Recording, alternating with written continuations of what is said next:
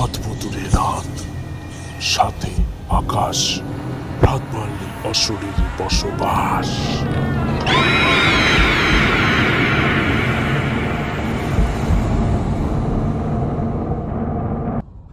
Hello guys, আমি তোমাদের সাথে আছি আকাশ, আর তোমরা শুনছো অদ্ভুতুরে রাতের 2 নম্বর এপিসোড। দেখতে দেখতে আমরা 2 নম্বর এপিসোডে চলে এলাম। আর আজকের এপিসোডটা খুবই একটা অসাধারণ একটা ঘটনা হতে চলেছে। খুবই ইউনিক একটা ঘটনা, যেটা আমাকে পাঠিয়েছে একজন। সো বেশি কথা না বাড়িয়ে চলে যাওয়া যাক ঘটনার দিকে। আর তোমরাও যদি আমাকে এরকম ঘটনা পাঠাতে চাও, তাহলে তোমার জীবনের সাথে যদি এরকম ঘটনা ঘটে থাকে, তাহলে আমাকে যদি পাঠাতে চাও, তাহলে তোমরা আমাকে মেল করতে পারো, মেল করে লিখে পাঠিয়ে দিতে পারো। আমাদের মেল আইডি হচ্ছে odbhuturat@gmail.com। এখানে তুমি আমাকে মেল করে লিখে পাঠিয়ে দিতে পারো, কিংবা কোনো একটা ভয়েস রেকর্ড করে, কিংবা কোনো একটা ফাঁকা জায়গায় ভয়েস রেকর্ড করে, যেখানে নয়েজ নেই সেইখানে ভয়েস রেকর্ড করে তুমি আমাকে পাঠিয়ে দিতে পারো আমার মেল আইডিতে। যদি তোমার ভয়েসটা ভালো লেগে থাকে বা গল্পটাকে যদি সিলেক্ট করা হয়, তাহলে এখানে শোনানো হবে সেই ভয়েসটাকে তোমার। বেশি কথা না বাড়িয়ে তাহলে আমরা ঘটনার দিকে যাওয়া যাক। আজকে আমাদের ঘটনা পাঠিয়েছে শুভজিৎ দে। সে যেমন করে আমাকে লিখে পাঠিয়েছে, আমি ঠিক তোমাদের তেমন করেই পড়ে শোনাচ্ছি। তাহলে তোমরা শুনতে থাকো অদ্ভুতের রাত, সাথে আকাশ, রাত বাড়লেই অশরীর বসবাস।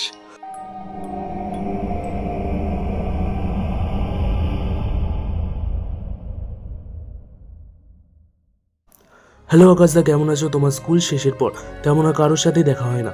যখন থেকে জানতে পারি তোমার অদ্ভুতুরে রাত ইউটিউব চ্যানেলের কথা, তখন থেকে আমার আগ্রহ থাকে যাতে তোমার চ্যানেলে প্রথম ঘটনা আমারই পাঠানো হোক।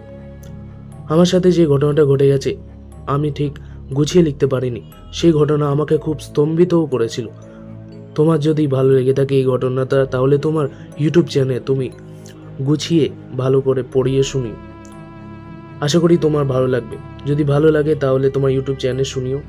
আমি শুভজিৎ, যদিও এই নামে কেউ ডাকে না, সবাই চিকু বলেই ডাকে। আমার জন্ম কলকাতার বাঁশদ্রোণী এলাকায়, পুরোপুরি শহরের ছেলে, কিন্তু গ্রামে মামার বাড়ি থাকায় ছোটবেলা থেকে গ্রাম খুব পছন্দের ছিল। ঘটনাটি ঘটে আমার মামার বাড়িতে। এটা আজ থেকে প্রায় বছর আগেকার কথা। আমার বয়স তখন 11 বছর। প্রতিবারের মতো গরমের ছুটিতে মা, বাবা, আমি আর দাদা মামার বাড়িতে ঘুরতে যাচ্ছি। খুবই আনন্দে ছিলাম। বলে এটা ভালো যে ঘটনাটি বোঝানোর সুবিধার্থে মামার বাড়ি গ্রামের কিছু পরিচয় দিয়ে রাখি। মামার গ্রামের নাম নির্দেশখালী, সুন্দরবন এলাকায় অবস্থিত। গ্রামটা খুব বড় হলেও জনবসতি খুব কম। বিকেল হতে চারপাশটা খুব শুনশান হয়ে পড়ে। মামার বাড়িতে ঢুকতে গেলে আরও একজনের বাড়ির উঠোনের মধ্য দিয়ে যেতে হতো। যার বাড়ির উঠোনের মধ্য দিয়ে যেতে হয়, তার উঠোনে শুকোতে দেওয়া শাড়ির ওপর আমি হোঁচট খেয়ে পড়ে যায়।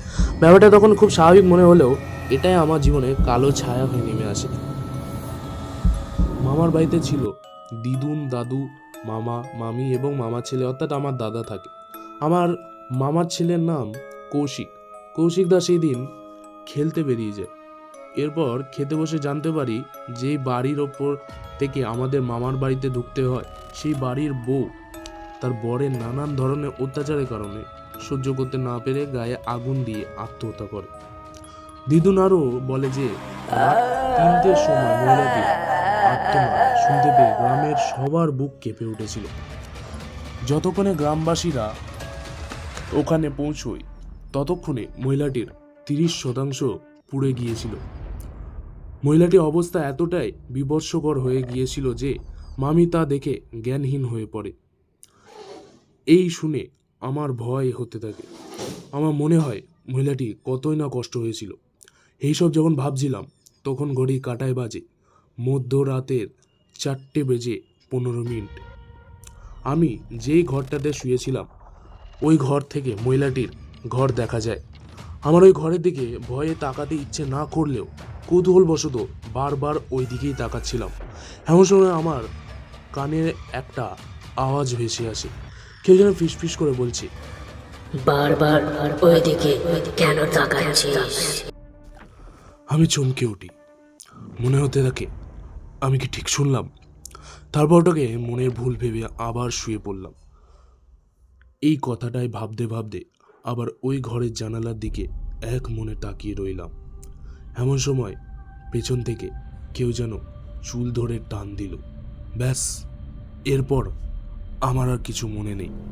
সবই পরিবারের সদস্যদের মুখে শোনা। জানতে পারি যে এরপর থেকেই আমার স্বভাব নাকি পুরোপুরি পরিবর্তন হয়ে যায়। আমি রাতের বেলা খাওয়া দাওয়া বন্ধ করে দিয়েছিলাম। রান্নাঘরে ঢুকতে চাইতাম না, বা ঢুকলেও এমন সময় ঢুকতাম যে সময় রান্নার আগুন জ্বলতো না। আত্মঘাতী মহিলাটার উঠোনের সামনে গিয়ে বসে থাকতাম। দুদিন পর আর কেউ বুঝতে না পারলেও দিদুন কিছু একটা আন্দাজ করতে পারছিল যে আমার এই পরিবর্তনের কারণ। 3 দিন পর বিকেলবেলা মা, বাবা, দাদা, মামা এবং মামি মেলায় ঘুরতে যায়। আমাকে নিয়ে যেতে চাইলে আমি জোর করে ঘরে বসে থাকি। তখন বাজে প্রায় বিকেল 5:30। ঘরে শুধু আমি আর দিদুন। সন্ধ্যা নেমে আসে, কিন্তু আমি আর দিদুন মহিলাটা উঠোনের সামনে বসেছিলাম। এমন সময় মহিলাটির স্বামী 3 দিন পর বাড়িতে ফেরে। ওকে দেখে আমার মুখ রাগে লাল হয়ে যায়। পাশে থাকা কোদাল হাতে তুলে আমি ওর দিকে আক্রমণ করতে গিয়ে এগিয়ে যাই। এই দেখে দিদুন আমাকে ধরে এবং চারপাশের প্রতিবেশীরা আমাকে বাধা দেয়। দিদুন আমাকে বলে আমার মধ্যে তখন নাকি এক অস্বাভাবিক শক্তি কাজ করছিল। একটি 11 বছরের ছেলেকে নাকি 4-5 জন লোক মিলে আটকাতে পারছিল না। এমন সময় কৌশিকদা, অর্থাৎ আমার মামার ছেলে, খেলে ঘরে ফেরে। এইসব ঘটনা দেখে কৌশিকদা রীতিমতো চমকে ওঠে। মামার বাড়ি পাশের গ্রামে এক খুব নামকরা তান্ত্রিক থাকতো। দিদুন কৌশিকদাকে ওই তান্ত্রিকের কাছে যেতে বলে। কৌশিকদা তাড়াতাড়ি একা একা পাশের গ্রামে রওনা দেয় এবং কৌশিকদা ওই তান্ত্রিকের কাছে সব ঘটনা তার কাছে তুলে ধরে। তান্ত্রিক শোনা মাত্রই বুঝে যান যে আত্মহত্যা করা মহিলার অশরীরী আত্মা আমার উপর ভর করেছে। তিনি কৌশিকদাকে বলে মহিলাটির শান্তি পূরণের আগে তার একটা বন্ধুকে ফোন করতে তান্ত্রিকের ঘর থেকে বেরিয়ে যায়। কিন্তু অভাগ্যবশত 2-3 বার ফোন করার সত্ত্বেও বন্ধুটি ফোন ধরে না। কিন্তু কৌশিকদা তখন তান্ত্রিকের ঘর থেকে বেরিয়ে পড়েছে, তাই সে একাই রাস্তায় হাঁটতে থাকে। তখন বাড়ির ঘড়ি কটায় বাজে 7টা। আমাদের মামাদের বা গ্রামটা জনবসতি খুবই কম, আগেই বলে রেখেছি, তাই খুব তাড়াতাড়ি রাত হওয়ায় সঙ্গে সঙ্গে শুনশান হয়ে যায় আর অন্ধকারও হয়ে যায় খুব। কৌশিকদা এরকমই একটা গা ছমছমে পরিবেশের মধ্য দিয়ে হেঁটে যাচ্ছিল। এমন সময় কৌশিকদা মনে হয় তার কানের কাছে খুব কর্কশ গলায় বলে ওঠে, যদি বাঁচতে চাস তাবিজটা ফেলে দে। কৌশিকদা ভ্যাবাচাকা খেয়ে যায়, বুঝতে পারে না এই মাত্র কথাটা কে বলল। কিন্তু গলার আওয়াজটা তার খুব চেনা চেনা মনে হলো। কিন্তু কৌশিকদা হাঁটা বন্ধ করলো না। ঠিক কিছুক্ষণ পর আবার সেই চেনা আওয়াজটা তার কানের সামনে ভেসে ওঠে, কৌশিক, বারবার বলা সত্ত্বেও তাবিজটা ফেলছিস না কেন? ফেলে দে, ফেলে দে। এবার কৌশিকদার বুঝতে বাকি থাকে না যে বারবার তাকে ধমকটা কে দিচ্ছে। কৌশিকদার গা ভারী হয়ে আসে, তার শরীর এগোতে পারছিল না। ঠিক এমন সময় কৌশিকদার বন্ধুটি তাকে ফোন করে। কৌশিকদার শীঘ্রই ফোনটা ধরে বলে যে ভাই তুই তাড়াতাড়ি মনসা পুকুরের সামনে আয়, কিছু অস্বাভাবিক ঘটনা ঘটেছে তার সাথে। কৌশিকদার শরীর দুর্বল হতে থাকে। কিছুক্ষণ পরই তার বন্ধুটা হাতে টর্চ নিয়ে সাইকেল করে সামনে দিয়ে আসতে থাকে। কৌশিকদা বর্ণনা করে যে ওই সময় কৌশিকদার জীবনে সব থেকে খুশি অনুভব হয়েছিল। কিন্তু বন্ধুটি সাইকেল নিয়ে সামনে থাকা পুকুরে ঝাঁপ দেয় আর পেছন থেকে আওয়াজ আসে যে বারবার বলা সত্ত্বেও তাবিজটা ফেললি না, এবার দেখ তোর সাথে কি হয়। এই শুনে কৌশিকদা ভয়ে অজ্ঞান হয়ে পড়ে। যখন কৌশিকদার জ্ঞান ফেরে সে চোখ খুলে সেই তান্ত্রিককে দেখতে পায়। তান্ত্রিক কৌশিকদাকে জিজ্ঞাসা করে তাবিজ আর বালি কোথায়। তখন কৌশিকদা তাকে পুরো ঘটনাটি বলে। তান্ত্রিক কৌশিকদাকে নিয়ে শীঘ্রই মামার বাড়িতে দিকে রওনা দেয়। কিন্তু তারা ওখানে গিয়ে দেখে যে মামার বাড়ির সদস্যরা সবাই আমাকে খুঁজছে। তান্ত্রিক জিজ্ঞাসা করায় দিদুন বলে প্রতিবেশীরা সবাই আমাকে বিকালে গন্ডগোলের পর ঘরে বিছানায় শুয়ে দেয়। কিন্তু দিদুন কিছুক্ষণ পর ঘরে এসে দেখে যে আমি নেই। তারপর থেকেই সবাই আমাকে খুঁজছে। মা তো ভয়ে পাথর হয়ে গেছে। কিছুক্ষণ পর ওই মহিলাটি বাড়িতে গ্যাস সিলিন্ডার বাস্ট করে, আগুন ধরে যায়। ঘরটির ভেতর থেকে মহিলাটির স্বামীর আর্তনাদ শুনতে পাওয়া যায়, কিন্তু কেউ তাকে বাঁচাতে পারে না। সবাই আমাকে নিয়ে চিন্তা করতে থাকে। এমন সময় সবাই আমাকে মহিলাটির বাড়ির উত্তর দিকের জ্ঞানহীন অবস্থায় খুঁজে পাওয়া যায়। কিছুক্ষণ পর প্রতিবেশীরা ঘরের আগুন নেভায় এবং মহিলাটির স্বামীটিকে মৃত অবস্থায় পায়। তান্ত্রিকটি আমার উপর ঝাড়ফুঁক করে এবং কিছুদিনের মধ্যে আমি সুস্থ হয়ে উঠি। দিদুনের কাছে এইসব নিজেরই ঘটনা শোনার পর গায়ে লোম দাঁড়িয়ে যায়। কিন্তু এই সব শোনার পর আমার মনে একটাই প্রশ্ন রয়ে গেল যে বাড়িতে আগুনটা লাগাটা পুরোটাই কি একটা দুর্ঘটনা, নাকি এর পেছনে আমাকে ভর করা এই মহিলাটার হাত ছিল। এই ছিল ঘটনা। ভালো লাগলে তোমার ইউটিউব চ্যানেলে পড়ে শুনিও। ভালো থেকো, সুস্থ থেকো। ইতি শুভজিৎ ওরফে চিকু। সত্যি একটা অসাধারণ একটা ঘটনা আমরা শুনলাম। সত্যি তোমাকে অনেক অনেক অনেক ধন্যবাদ চিকু, আমাদের এরকম একটা ঘটনা পাঠানোর জন্য। মানে বেশ ভয়ের একটা ঘটনা ছিল। মানে আমি যখন এই ঘটনাটা নিজে পড়ছিলাম না, তখনই আমার গায়ে লোম পুরো একদম গায়ের লোম খাড়া হয়ে গিয়েছিল।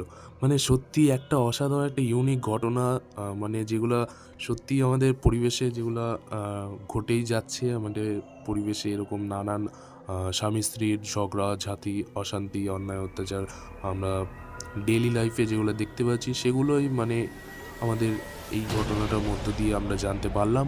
মানে সত্যি খুবই খুবই ভালো একটা ঘটনা, অসাধারণ একটা ঘটনা ছিল।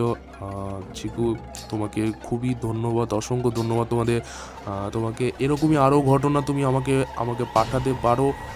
আমাদের ইমেল আইডি তো জানো তুমি, অদ্ভুতরাত@gmail.com আমাকে পাঠিয়ে দিতে পারো।